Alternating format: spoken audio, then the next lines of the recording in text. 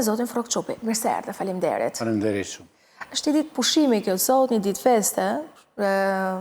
Megjithatë, ne jemi në punë, edhe ju besoj. Po, të flasësh për festën, për ditët, për politikën, për gjërat, është festë.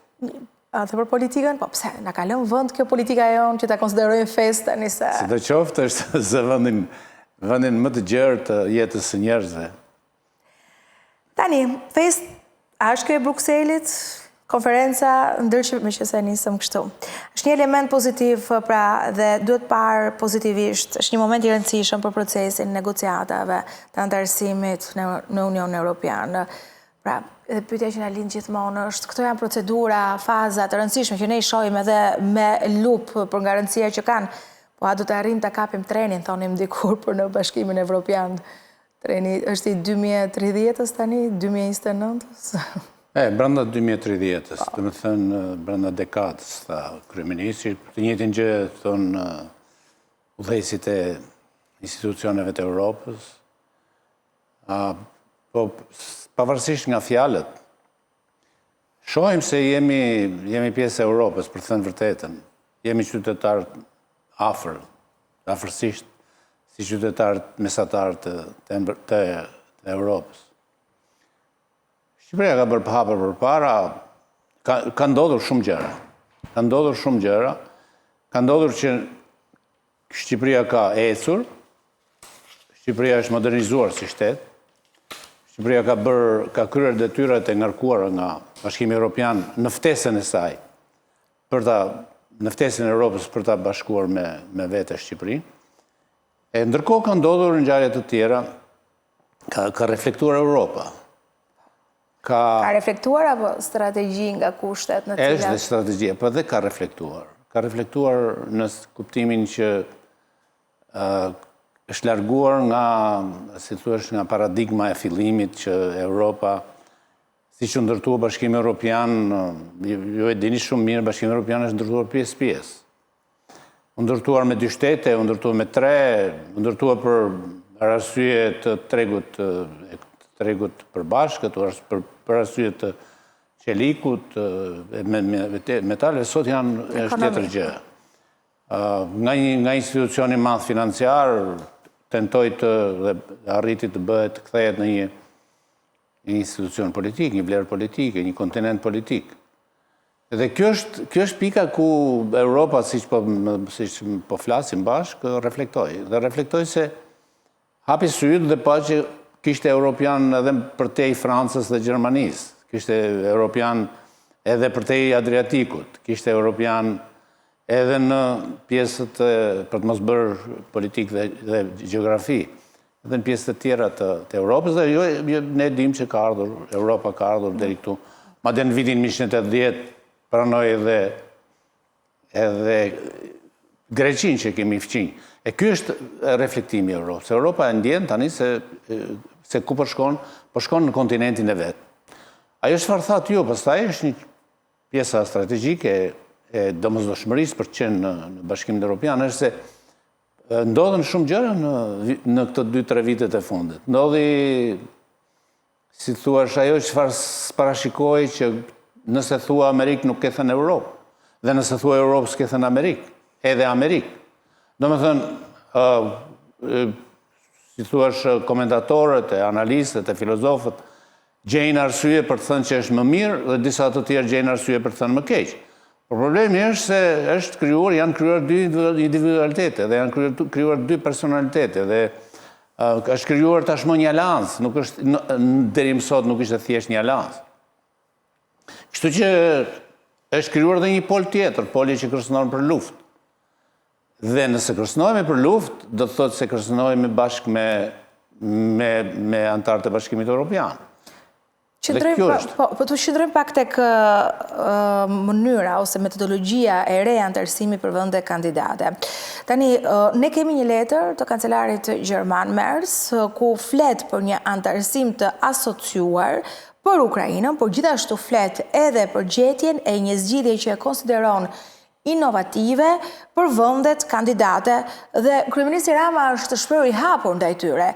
Tani, çfarë ka ose çfarë mund të dyshojmë pas këtyre deklaratave, çfarë roli mund të ketë Shqipëria se u fol për drejt, pa drejtë vetoje, ka nisur herë të duk si një, disa e komentuan si një lajthitje të kryeministrit kur u shpreh veti pari për këtë, ndërkohë gradualisht po shkojmë tek një strategji e re.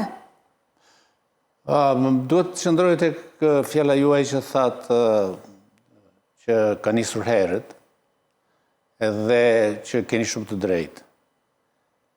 Dhe çfarë ka nisur herët? Ne herët kemi pasur shumë dëshira, shumë tentativa. Shiko, ne jemi një kombjetim në kuptimin e radhimit. Ne nuk radhitemi me të tjerë dhe si jetim që jemi, nuk radhitemi për arsye fetare, për arsye kulturore, tërësisht, për arsye gjuhë, sidomos. Dhe duke qenë kështu, ne kemi qenë gati në gjithë historinë tonë. Domethënë, psikologjikisht kemi qenë gati të le të jemi afër Bashkimit Evropian, le të jemi, si me thënë, le të bashkjetojmë, si thua në qift. Le të jemi gjysmë antar, le të jemi 3/4 antar, po i them unë me fjalët e mia. Sepse kemi pasur dëshirë, kemi pas edhe jemi rrezikuar. Ne sigurisht nuk jemi në bregun më të lartë të Europës, por përgjithsisht jemi rrezikuar nga fqinjë, që s'ishin evropian, në kuptimin e antarësisë. Jemi rrezikuar dhe nga lindja e mesme, nga lindja e largët e tjerë.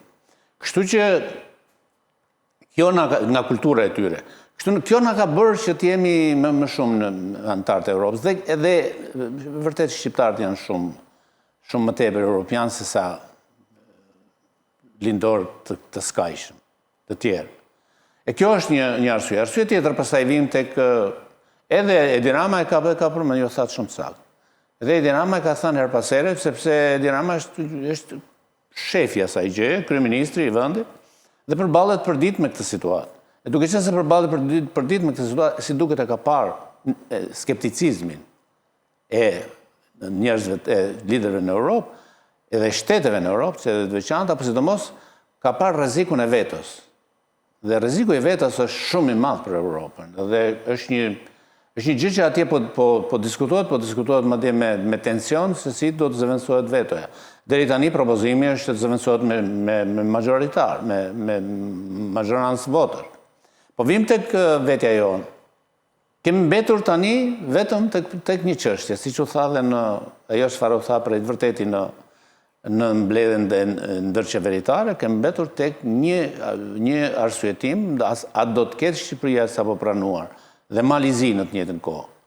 A do të kenë të drejtën e vetos apo s'do ta kenë? Dhe me sa duket ky është elementi për të mos pasur të drejtën e vetos. Atë çfarë tha Edi Rama, e tha fare qartë që ne s'kemi ardhur për të vënë veton, e tha në mënyrë shumë të thjeshtë. Kështu që edhe nëse nuk kemi të drejtën e vetos... Çfarë do të thotë kjo tani? Kjo do të thotë se do kemi një periudhë kohe, do kënaqim në një farë mënyrë, në thonjë do kënaqim një pjesë të skepticizmit të disa shteteve, që do t'ju vi përmbar dhe për mirë në politikat e tyre të brendshme, që në fundit në luftën për të pranuar ose për të mos e pranuar Shqipërinë në Bashkimin Evropian, do të konsiderohen fitimtar, mos harrojmë sa do të shkojnë parlamentet e tyre. Edhe do thonë, ne fituam një gjë, fituam që Shqipërinë e pranuam pjesërisht. Në kuptimin që ju e dini në politikë se cili mburret për gjërat e pjesshme, nuk mburret për gjërat totale. Dhe kështu që do jetë një fitore, do t'i bëjmë një lëshim edhe atyre që s'na kanë qef. Dhe kur s'na ka qef një parlament i caktuar, do të thotë se nuk na ka qef një pjesë e madhe votuesve të atij parlament. E kjo është arsyeja pse kjo gjë bëhet e para. Dhe dyta, në radhën e këtyre shteteve, sigurisht ne kemi pasur shumë shtete shumë kombe që se kanë dashur pranimin e Shqipërisë. Tani kanë mbetur skeptik, kanë mbetur Holanda dhe është shprehur deri kohët e fundit Gjermania. Me sa duket, vetë kancelari gjerman bëri kthesat më të mëdha dhe pranoi që Shqipëria le të kishte një si thuash, mos kishte drejtën e votës. Na tregoj vendin. Do të thotë që e drejta e votës çfarë na jep ne, sot për sot. Nuk na jep asgjë. Madje na jep të mos e kemi, na jep shumë liri. Do të thotë që të mos e kemi, ne shkojmë drejt pranimit me drejtat plota më me lehtësi se sa po të kishim të drejtën e votës. Sepse ne nuk jemi një shtet ende që të mund të imponohemi për arsye të çfarë? Për arsye të fuqisë ushtarake? Në BE shkon se i plotëson kushtet ose s'shkon? Shkon se i plotëson kushtet, por shkon dhe për të imponuar. Shkon dhe për të votuar. Shkon edhe për të penguar. Shkon edhe për të luftuar. Të gjitha këto, po t'i themi me një mënyrë përmbledhen tek e drejta e vetos. Kjo i konvenon BE-s apo ka përfitime dhe Shqipëria? Ka përfitime dhe Shqipëria sigurisht. Është një marrëdhënie, si me thënë, është një marrëdhënie ku le ta konsiderojmë kundërshtar atë që nuk është shumë i gatshëm që ne të hyjmë në Bashkimin Evropian. Është një marrëdhënie me kundërshtarin. Marrëdhënia me kundërshtarin është filozofi e madhe shumë. Marrëdhënia me kundërshtarin nuk shkohet në luftën njëbrirëshe. Që do të thotë nuk shkohet vetëm për ta asgjësuar kundërshtarin. Ky është koncept shumë anadollak, masdaj është një koncept krejt komunist. Që vi në Europë, po në vi për të asgjësuar. Ose vi në një luftë, në një përpjekje, në një diskutim, vi për të asgjësuar. Për fat të mirë, ose për të thënë, për atë që thash që është modernizuar shteti shqiptar, si që keni më re, nën qeverisjen e Edi Ramës, është lënë me një anë koncepti një brirësh. Do të thotë, pa një brirësh kemi zgjidhur mosmarrveshjet me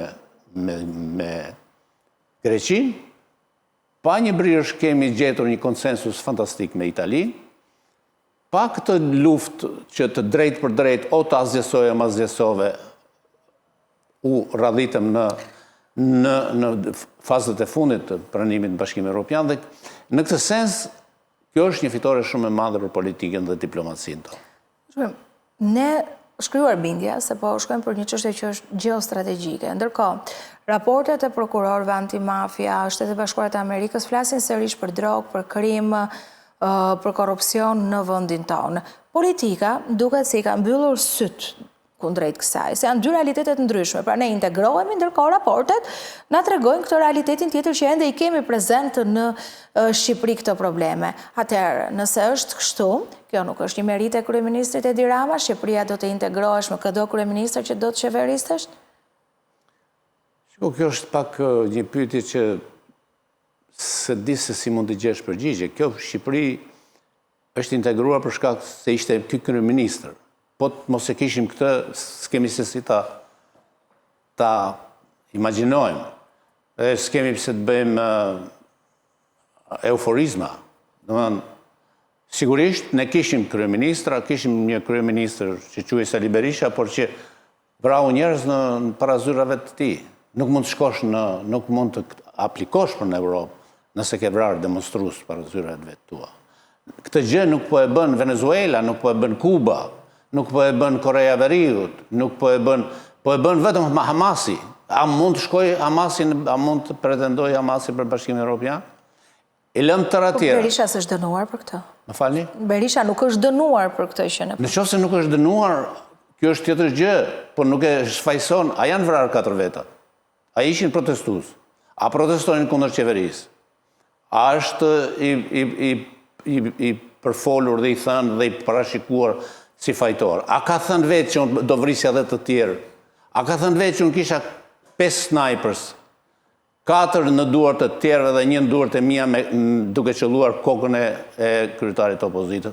Po si mundet? A janë 4 varre më? Çfarë themi? S'është dënuar. Pa i mund mos dënohet kurrë.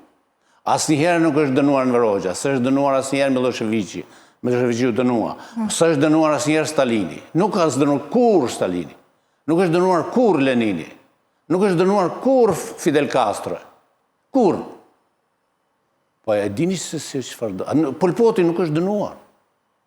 Po e dini çfarë ka ndodhur në vendet e tyre. A ju thoni që me Berishën kryeministër ne nuk do të ishim në këto kushte sot? Ja, kurse si. Përjashtohet të punë. Me Berishën kryeministër. Se ne me Berishën kemi patur disa arritje, ka punuar dhe qeveria Berisha ka punuar për integrimin në Shqipërisë. Nuk ka filluar asnjë hap. Si asnjë hap. hapat e parë për në Bashkimin Evropian kanë filluar në vitin 2014 të dashur. Ka një agent. Në vitin 2014, Sali Berisha i kishte thënë goodbye qeverisë. Nuk ishte. Tani mos i ngatrojmë gjërat. Shiko, Sali Berisha është arkitekti i islamizimit të Shqipërisë në konferencën islamike. Si ka mundësi, si mundet. Sali Berisha, qeveria Berisha është mike më afërt e Bin Laden dhe e organizatave terroriste edhe terroriste. Në vitin 1999, Shqipëria, sipas Departamentit Shtetit, kishte këtu 95 celula terroriste të Al-Qaedës, të Bin Laden. Tani, si ta miksojmë ne ta bëjmë përshësh edhe Europë edhe Bin Laden? E pa mundur.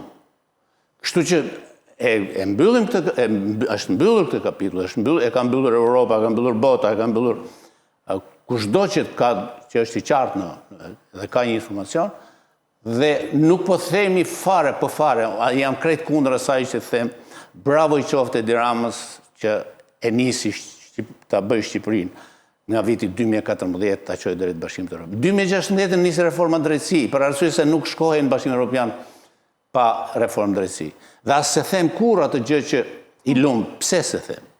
Sepse Shqipëria ishte e orientuar, ishte e etur, ishte e uritur për drejt Bashkimit Evropian. Shqipëria bëri tërë atë revolucion, se nuk e bën studentët, se studentët bën një gjë aq sa mundën. Bëri tërë atë revolucion, votoi për një parti antikomuniste dhe e la komunizmin në një anë atë komunizmin që njihej, në fakt pas ka votuar komunizmin.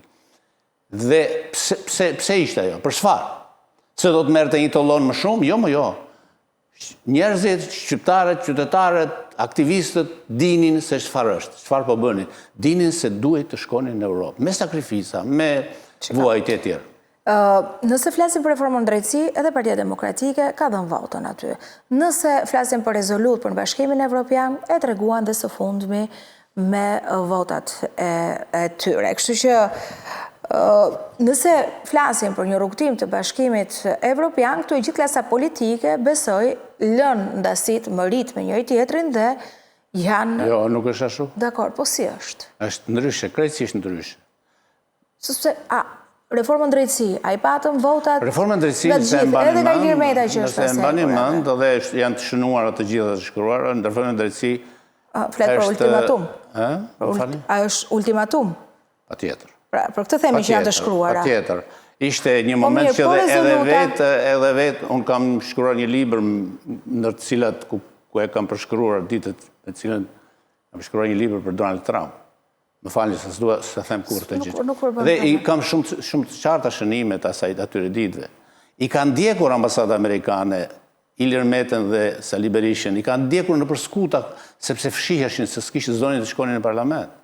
Po mirë, ja rezoluta sot. Madje edhe vetë Lulzim Basha që ishte kryetari i Partisë Demokratike, sigurisht indikuar, pa ndikuar e tjerë. Donë të ikte në Amerikë, se kishte një konferencë lutjeshe, se kishte dhe thoshë unë jam për në Amerikë, më thret Trumpi e tjerë, sepse donë të ikte nga parlamentit, shmange, të tërë shmange. Dhe pas ta një dit, mos harrojmë një gjë influencën amerikane mbi këta. Sepse këta janë fajtorë, dhe Amerika ka më shumë influencë mbi fajtorët se sa mbi njeriu në lirë së mund të ketë influencë askush. Dhe këta u thërritën natën për gjithë natën që të shkonin në parlament. Dhe letë guxonin të mos shkonin në parlament. Dhe letë guxonin të mos e votonin të reforme. E votuan dhe e mallkuan për të mos sjellë këtë. Edhe e pësuan. Më falni? Edhe e pësuan. E votuan, po për atë punë bëhe. Edhe një pjesë e pësoj. Ai ishte shumë i qartë që kjo reformë bëhe për të ndërshkuar mëkatarët e mëdhenj të Shqipërisë që e kishin penguar për të shkuar në Bashkimin Evropian. Tani, të qëndrojmë, megjithatë tani janë bërë bashkë dhe në këto ditë të vështira. Nuk janë, shikon, bashkë, janë në parlament, respektojnë deri diku përsëri disa ultimatume që thashë. Pse sërish me ultimatum thua dhe këtë rezolut në fundit se s'u duk kështu, nuk lexua, nuk doli asnjë element në media. Jemi, falni për e them, jemi gazetarë dhe asnjë gjë nuk ndodh rastësisht.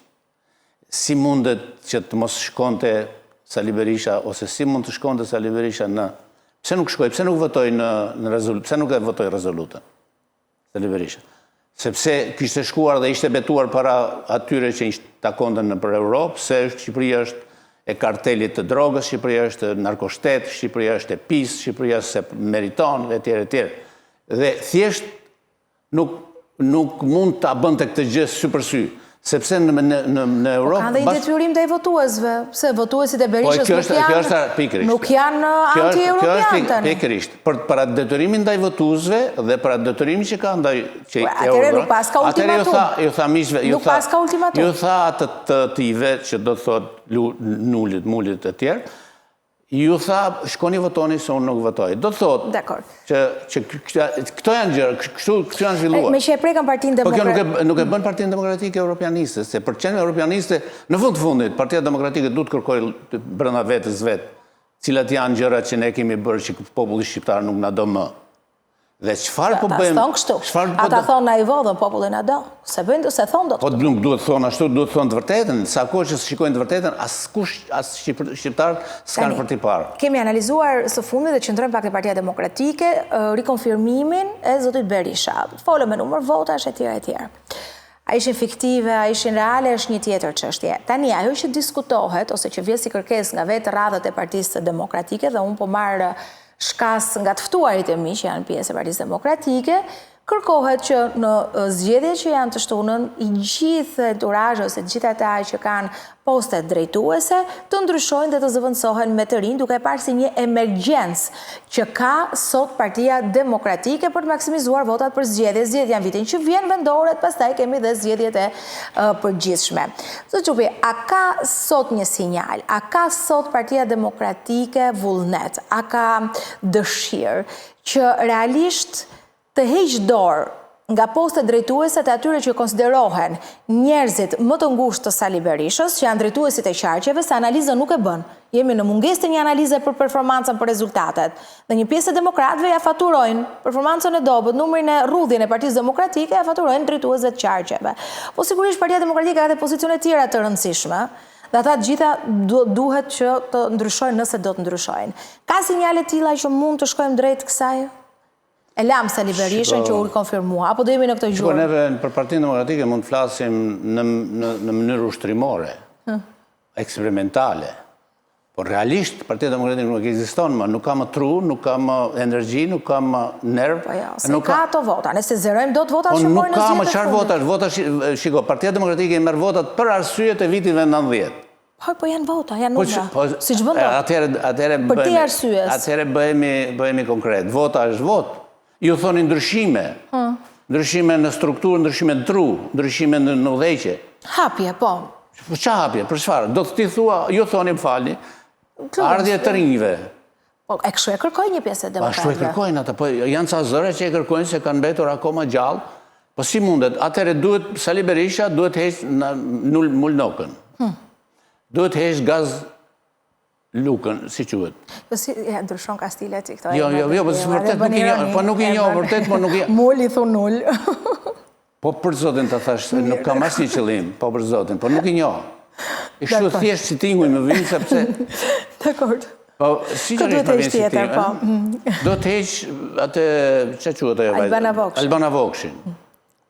Duhet heq tërë ata që ka enturazhin. Gazmend Bardhin apo jo? Atë. Dhe duhet të ishtë gjithë ata që... Edi Palokën. Nuk e them unë, po i shkruajnë çdo ditë Sali Berishës, i shkojnë se janë njerëz që e marrin sigurisht seriozisht. I ke parë në përmbledhjet e Sali Berishës të thonë, doktor, je buri mirë, po hiq atë mulin. Kush e thotë? Si ke parë në për këto ja kërkojnë? Po ja kërkojnë. Edhe ai bën sigur shënon që të heq mulin, domethënë t'i vinë sytë plagas. E pra i ka arë tani dita për t'a bërë, se ka zgjedhje. Do takojme pas zgjedhje? Po, besoj. Nuk mund ndodhë. Pra nuk na ka dhënë sinjal, po thua, për një gjë tjetër. Po pse pra? Sepse, shiko, Berisha është një politikan që ka bërë histori. Berisha është një politikan që ka një rrugtim. Nuk i mungon nuhatja, pse nuk e ka përsen këtë. Dekord, u rikonfirmua, ka zgjedhur ai që të jetë në krye të Partisë Demokratike, është një gjë. Po një gjë tjetër është që të çosh partinë në një tjetër stad dhe të japësh një lloj frymarrje? Shiko, Për të arritur, jo në stad me tërheqje. Jo sa një gjë që e ndaj me juve, që në fundit bën atë që bën, shikojmë çfarë mund të bëjmë. Ne nuk na intereson kuptimin qytetar, ne biles nuk duhet të shikojmë dhe lajmet se çfarë bëjnë ata. Jo vetëm ata, po çdo parti. Por akoma politika shqiptare nuk është emancipuar deri në pikën që mbasi mbarojnë zgjedhjet. Jo, unë nuk mendoj kështu, mendoj që është opozita më e madhe. Është opozita e domosdoshme që duhet të imponohet majorancës, se tani po bën opozita gronshe, po bëjnë të tjerët, po nuk është njëjtë në numra, në forcë. Po jo, kuptuat, çdo parti, edhe vetë partia e majorancës, nuk ka pse të rrinë për hund njerëzve gjithë ditën, partia. Mbledhja e partisë, vota e partisë, kryetari i partisë. Prandaj jemi ndarë nga komunizmi ne, se na rrinte çdo ditë në televizion. Komunizmi dhe partinë e punës. Shikoni perëndimin, edhe nëse bëhet kjo gjë, bëhet qameti. Në këtë kuptim po them, që s'ka pse të rrim të ndjekim në lajmet kush e zgjodhi, si se zgjodhi. Ç'produkt do t'jap, kjo që thoni ju, ç'produkt do t'jap opozita qeverisjes së vendit? Tani. Cili është produkti? Ja ta shikojmë. Tani këta do të zgjedhin një herë sa kandidat për kryetar bashkisë, që duhet jenë të denjë. Për të mos humbur dhe ato bashkisë. Jo, qeverisja e vendit kryet, jo vetëm në atë mënyrë. Qeverisja e vendit kryet. Që po, këta Berisha e rrëzon Ramën kur t'i vi koha, po duhet na japi një indicje zgjedhjet e vitit që vjen. Mirë, kjo fjalë është shumë e rëndë. Berisha rrëzon Ramën është mesishtë. Po mirë, po flasim me gjuhën e politikës. Mirë, i merr pushtetin. Po të shikojmë tani për tani, a mund të jetojnë? Po të gjithë më rrëzohen në demokraci, pse s'u rrëzokën? Jo, po s'ka sepse janë shumë poshtë, janë shumë të papranueshëm, dakord, do ishte shumë mirë po të ishin alternativë, po s'janë. Rotacioni i vlen. Për të konkurruar, duhet të jesh afër atij që konkuron. Por që të jesh dikush tjetër në... Po kush do konkurrojë Ramon, pra? Kush do konkurrojë Ramon? Kur do shoqëria prodhon konkurrues. Sot s'ka. Po jo këta. Sot s'ka. Këta kanë bërdëme të mëdha, këta kanë një histori gjatë të keqe, këta kanë një primitivizëm shumë të madh.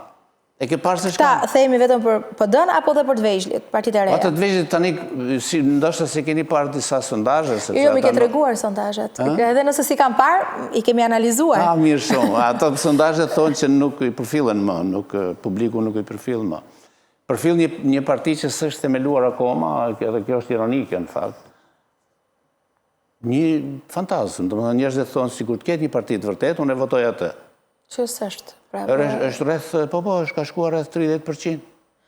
Është më shumë se PD-ja. Po kërkohet një alternativë re? Po tjetër, çdo kohë, çdo popull, çdo situatë, çdo njeri kërkon që janë të pakënaqur edhe nga Berisha dhe nga Rama, po ja. Patjetër. E ky është problemi. Se askush nuk po thotë që një masë njerëzore, një publik, aq më shumë një publik i hapur që po shkon në Europë, të mos kërkoj alternativë të re. Po patjetër. Po cila është? Do ta nxjerr vetë sot për sot Shqipërinë e qeverisë me mbi 50% agriment dhe mbi 90% agrimentin për Bashkimin Evropian e qeverisë Partia Socialiste me Edi Ramën. Po patjetër që është në natyrën e njeriut, është në natyrën e shoqërisë që të kërkojë tjetër alternativë. Dhe patjetër, prandaj dhe Partia Socialiste, jo me gjithë e kemi vënë re, se me sa fuqi, me sa forcë e kërkon atë gjë që të bëhen punët, të shkohet në punë.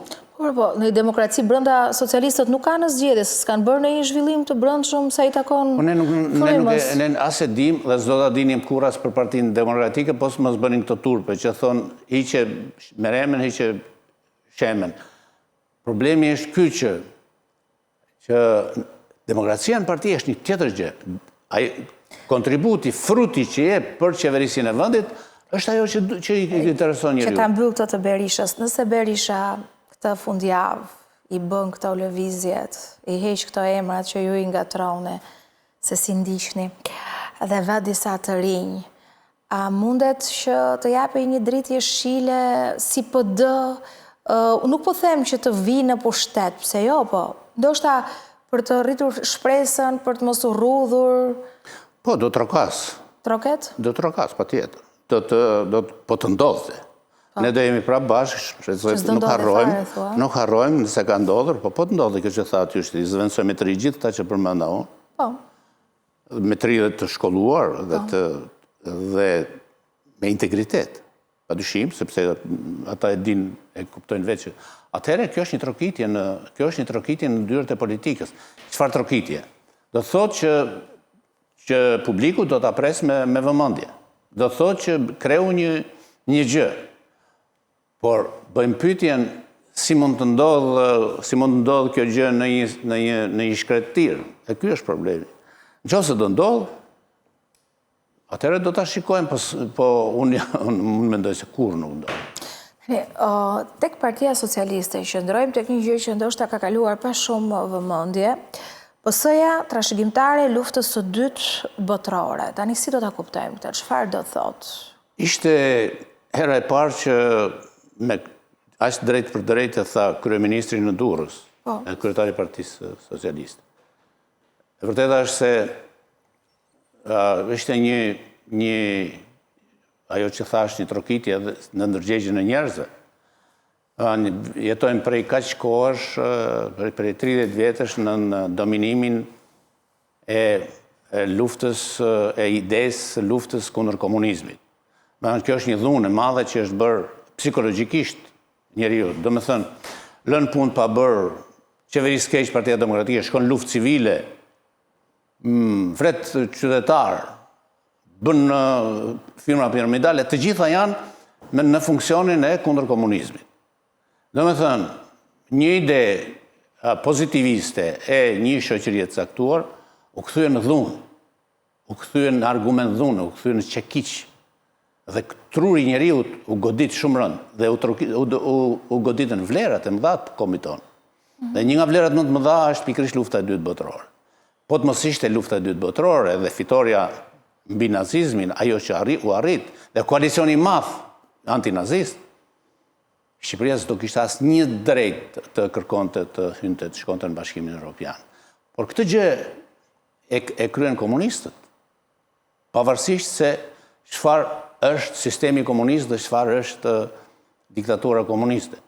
Dhe përveç kësaj, këtë e kryen partizanët, e kryen martirët, e kryen njerëzit më të ndershëm që kishte vendi, e kryen të rinjët të reja. Dhe ata u fundosën për arsye të Sali Berishës, u fundosën në varrin e historisë, në varrin e turpit. Ky tha që janë të turpruar. Dhe e ktheu këtë vlerë shumë të madhe të historisë vendit tonë në antivlerë. Pse? Pse ndodhi kjo gjë? Me siguri kjo kërkon një studim tjetër të gjerë, por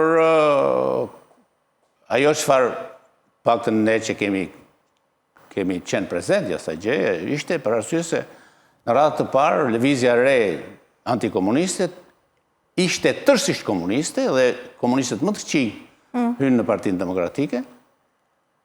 Dhe këta komunistë me qëllim që të lanin veten e tyre nisën të luftojnë kundër komunizmit. Jemi përballë një provokimi tani apo? Më falni? Jemi përballë një provokimi? Nuk është provokim, po si do të mbijetonte Sali Berisha si në mes të burgosurve politik, në mes të ndërnuarve politik, në mes të djathtëve, në mes të antikomunistëve, duke qenë komunist i egër. Si mund të mbijetonte? Vetëm duke krijuar alibi se unë jam më i mirë se ai se Ramiz Alia, unë jam më i mirë se Enver Hoxha, e pamundur. E pamundur. Kjo është pjesa më e thjeshtë asaj çfarë. E dyta ishte se duheshin ndjekur gjitha veprat e Shqipërisë sipas tyre dhe i dogjën. I dogjën duke thënë që këto janë Enver Hoxha, këta janë komunizmi. Po pse tani Rama e thotë këtë? E thot tani Rama sepse një arsye dhe që ishte domosdoshme për të korrigjuar, e thot për arsye se jemi duke hyrë në Bashkimin Evropian, dhe në Bashkimin Evropian hymë bashkë me këtë vlerë. Dhe kjo është vlerë shumë e madhe. E para, e dyta, e thot tani sepse u lodh shumë kjo shoqëri, duke dëgjuar të pavërteta. Edhe e tha në momentin ku shoqëria kishte domosdoshme të dëgjonte çfarë është e drejta dhe çfarë është e vërtetë. E dyta. E treta, do të zgjonte, do të inkurajonte njerëzit e Partisë Socialiste të cilët i thonë që vinë nga Partia Komuniste. S'është e vërtetë se vinë nga diktatura. Nga Partia Komuniste vjen Saliu, me thënë vërtetë, Saliu dhe Dritani dhe tjerë. Dolem sërish të gjitha fajet i ka Saliu. No, pa gjitha defektet e 30 vjetëve bien mbi atë që ka pasur pushtetin më shkatrimtar. Dhe pushtetin më shkatrimtar ka pas Saliu. Ka vite që nuk qeveris më dhe ne themi prap Saliu e ka thënë. Ndëgjom mua tani, nuk qeveris më, po qeveris mentalitet. Ja, tani ne sa po folëm bashkë, sa i qeveris një ide që kush i ka vrarë 4 dëshmorë. A thatë ju këtë gjë. Dhe më thënë, qeverisja do të thotë truri të funksionoj në mënyrë të qetë dhe nuk ka funksionuar. Por e lëmë një anë këtë gjë, të themi që çfarë ishte komunizmi dhe çfarë janë antikomunistët.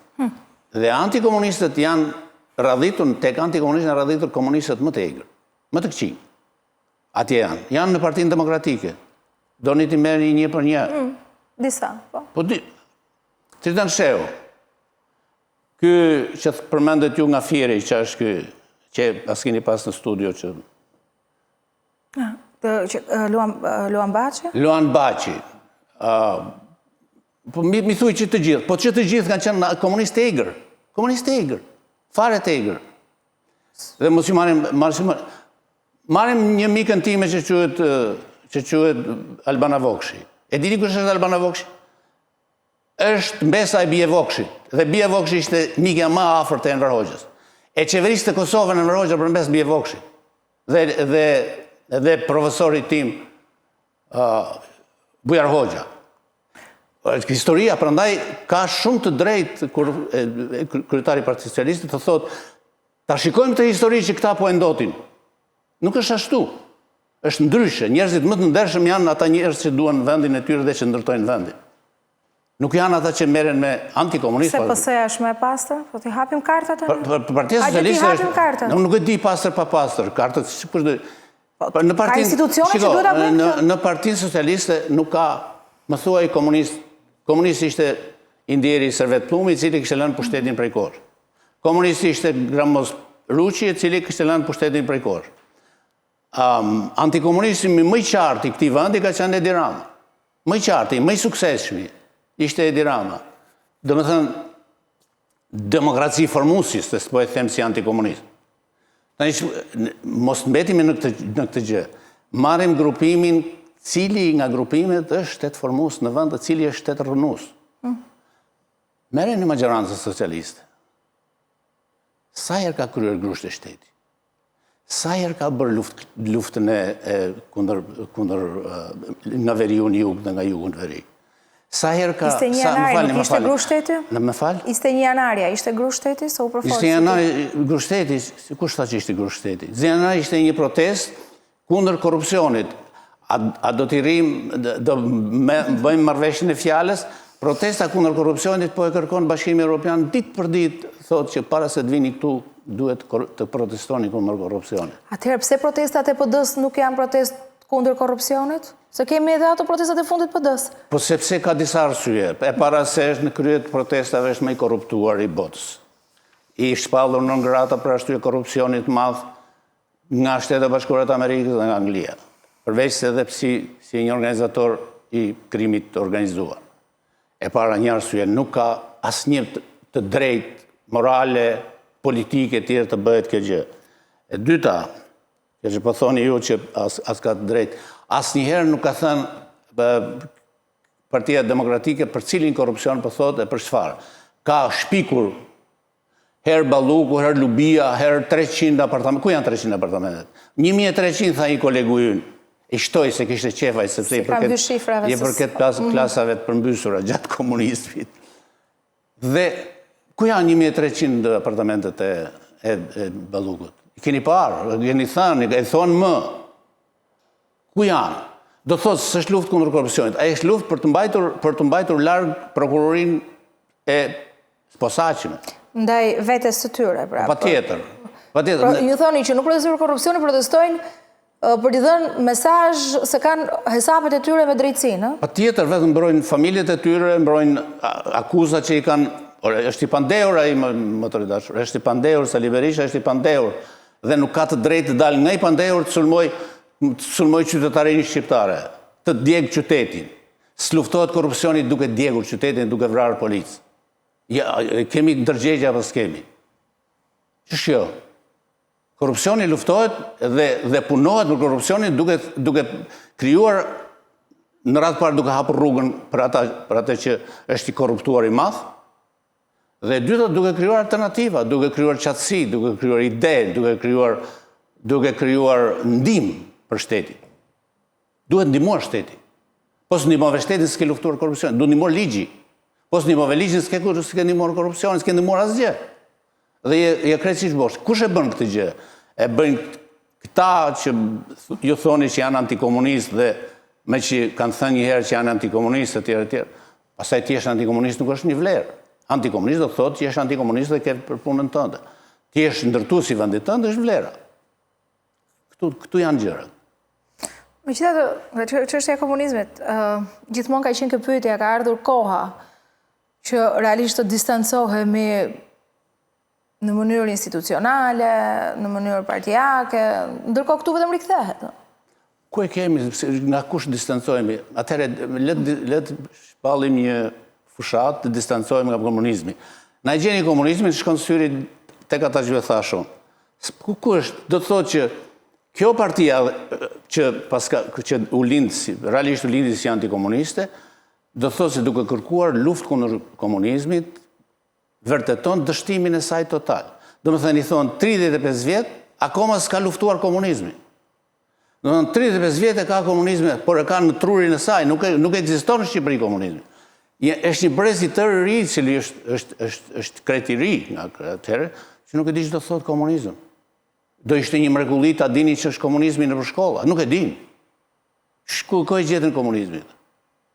Çfarë po pengon komunizmi sipas tyre? Cili është?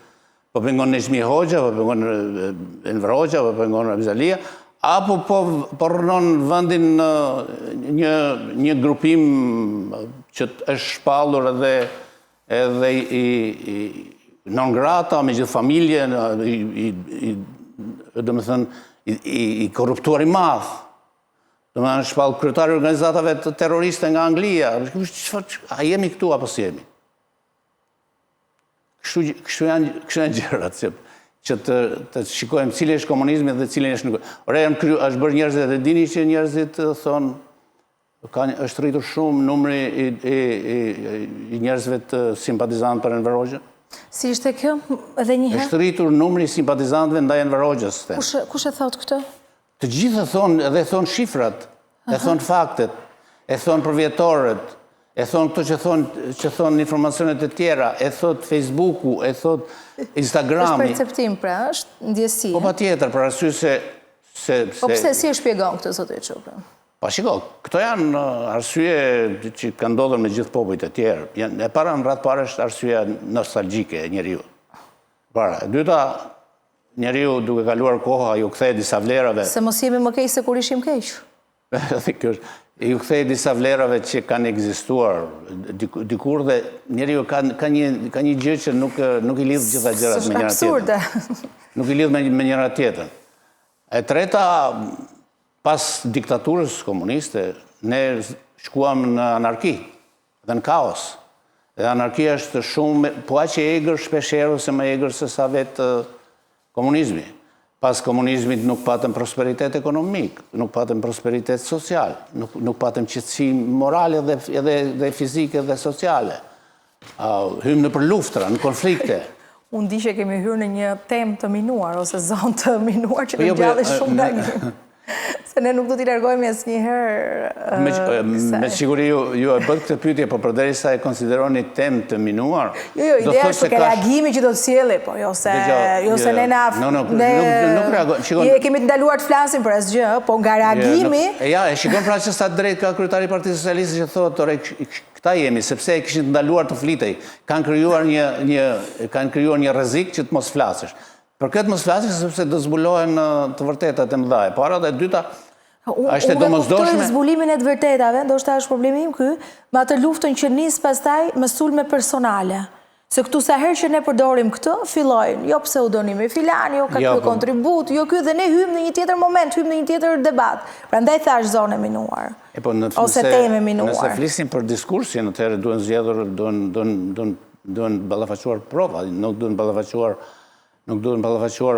dëshira dhe dëshirat, se çton njerëzit, mua më kanë vrarë gjyshin atëherë në kohë diktaturës dhe unë nuk i dua. Këta ç'lidhje kanë?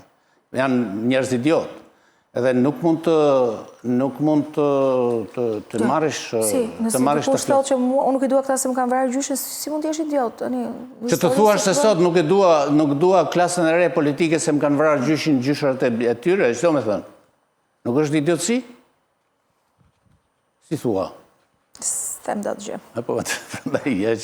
Nuk them do të gjë se duhet hysh në kostumin dhe në petkun e atij që është prekur nga ajo gjë e tmerrshme që u ka ndodhur aso kohë kur janë asgjësuar, janë internuar, janë denigruar, i kanë lënë të shkollohen, prandaj thash që një frymë e re dhe përparimtare politike, Aida është fryma e cila e harron, do të thënë e lë më njan historinë, sepse historia nuk ekziston.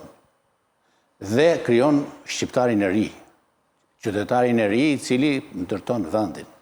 Jo vetëm ndërton vendin, e përparon, e zbukuron dhe e dashuron vendin e tij. Ky është antikomunisti, ky është antidiktatori, ky është antiprimitivi, ky është antiterroristi.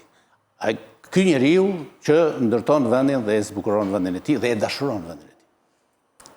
Unë për sot po të falenderoj që ishe me mua në studio, shihemi javën që vjen. Faleminderit. Ju falenderoj dhe ju që në ndoqët, nesër si zakonisht shihemi në orën 10.